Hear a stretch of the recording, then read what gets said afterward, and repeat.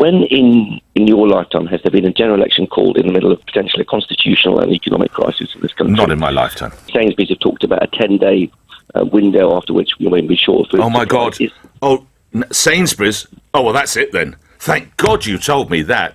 Could you get me Nigel Farage on the line, please? We need to tell him that Sainsbury's is worried about a Brexit. Chris, yeah, but what about is that the best you've got?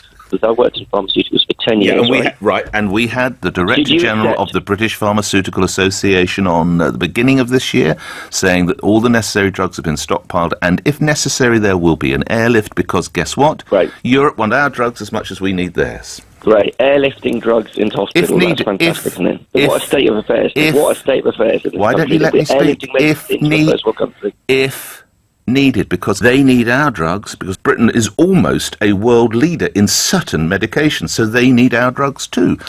Don't blame me, mate. Blame the 498 MPs who voted to trigger Article 50. You can't respect some votes and not respect other votes. No, but Nick, no one in the campaign said... No, stop. Chris, we've moved on from the 17.4 million, which was a vote that you lost because I sense you're a very strong Remainer. We now move to the vote to trigger Article 50, which effectively set the clock ticking. And that was 498 plays 114. Another vote that, sadly for you, went against you. Just because you keep losing votes, it doesn't mean you can keep going back. Well, we can all play these little petty games. Well, I don't think a vote of the House of Commons is a petty little game where nearly 500 people voted for it. Did you listen to Dominic Raab's interview with Michelle Hussein on Radio 4? She asked him repeatedly, tell me, Dominic, when did you advocate or talk about no deal before the referendum? And he couldn't answer. What's that got to do with the price of fish? Because we're talking about leaving no deal. We're talking about leaving the European with no deal, and now it's suddenly become the default option.